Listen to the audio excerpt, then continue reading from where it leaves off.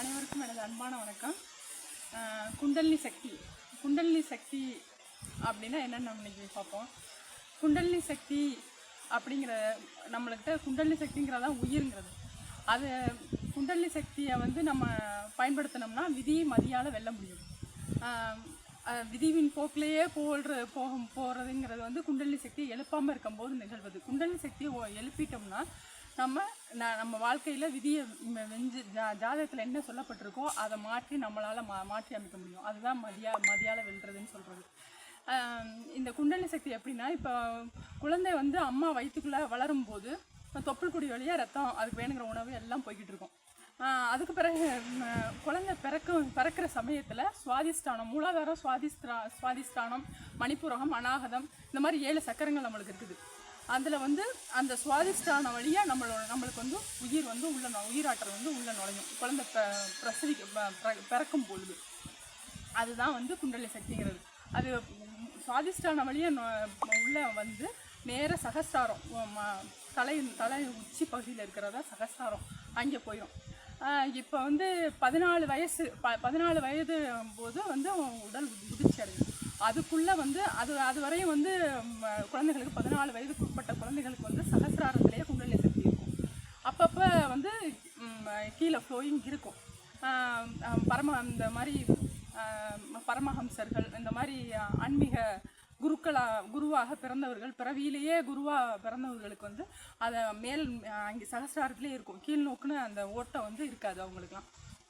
இப்போ 14 வயசுக்கு உட்பட்ட குழந்தைகளுக்கு வந்து, அதாவது உடல் முதிர்ச்சி அடைய முன்பே அந்த தீட்சை வழங்குதல் என்கிறது என்னதுன்னா, இந்த குண்டலினி சக்தி எழுப்பப்பட்டு சகஸ்ராரத்திலேயே இருக்கும் அவங்களுக்கு. அந்த மாதிரி குருமார்கள் மூலமாக, அவர்கள் தொடுதல் மூலமாகவோ இல்லை அவர்கள் வார்த்தை மூலமாகவோ நம்மளுக்கு வந்து அந்த குண்டலினி சக்தி எப்பொழுதும் இயல்பான ஓட்டம் வந்து கீழ் நோக்கி இருக்கும். மூலாதாரத்தை நோக்கி ஓட்டம் இருக்கும், சகஸ்ராரத்தில் இருக்கும். அதோடைய குழந்தை பிறக்கும் போது உள்ளே நுழைஞ்சு மேலே சகஸ்ராரத்தில் இருக்கும்.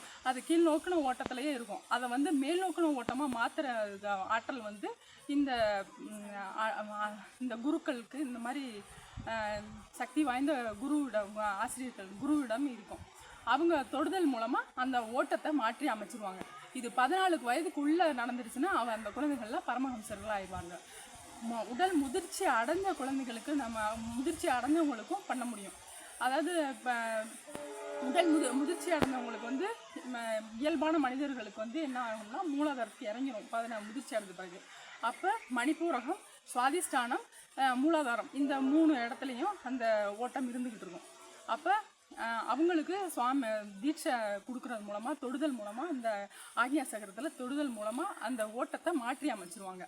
அப்போ நம்மளுக்கு வந்து நம்ம என்ன நினைக்கிறோமோ அதெல்லாம் நம்மளுக்கு குண்டலினி சக்தி மாற்றி அமைக்கும் பொழுது தான் உண்மையான நம்மளுக்கு ஆரோக்கியம். வாழ்க்கையில் என்னென்ன வேணுமோ, வளங்கள் வேணுமா, என்ன வேணுமோ, அதுதான் ஒரு முழுமையான வாழ்க்கையாக இருக்கும். அந்த ஓட்டம் மாறாத வரைக்கும், கீழ்நோக்கின ஓட்டமாக இருக்கிற வரையும் அது வந்து விதிக்குட்பட்ட வாழ்க்கையாக மட்டும்தான் இருக்கும். நம்ம என்ன விதமான சடங்குகள், சாமி கும்பிடுறது, வழிபாடு செய்கிறது, என்ன விதமான வழிபாடு செஞ்சாலும் அது வீணாக தான் இருக்கும். இந்த சக்தி வாய்ந்த குருவிடம் போய் நம்ம தீட்சை வாங்கி அந்த ஓட்டத்தை மாற்றுவதன் மூலம் மட்டுமே நம்ம வந்து நினச்சது அந்த குண்டலினி சக்தியை மேல் நோக்கி பாய விட்டு நகர்த்தி அவங்க வந்து ஆக்ஞா சக்கரத்துக்கே நம்மளை குண்டலினி சக்தி அவங்க தொடுதல் மூலமாக மாற்றி கொண்டு வந்துடுவாங்க. நம்மளாக தியானம் செய்யும் போதோ, நம்மளாக முயற்சி செய்யும் போது அது என்ன ஆகும்னா, ஒரு பனிப்பாறையில் வந்து எறும்பு வந்து ஓட்ட போட முயற்சி பண்ணுற மாதிரி. அதே இந்த மாதிரி தீட்சை அடைஞ்ச அந்த முக்தி நிலை அடைந்த குருமார்களோட தீட்சை மூலமாக நம்மளுக்கு தீட்சை வழங்கும் போது என்ன ஆகும்னா, ட்ரில்லிங் மிஷினை வச்சு அந்த பனிக்கு பாறையை வந்து ஓட்டை போட்டு தண்ணி எடுக்கிற மாதிரி, அதை சல்லுன்னு ஒரே ஓட்டையை போட்டு எடுத்துடலாம். அதே மாதிரி அவங்க ஒரு தொடுதல் மூலமாக நம்மளோட மூலாதாரத்தில் இருக்கிற அந்த குண்டலினி சக்தி மேலே கிளம்பிடும்.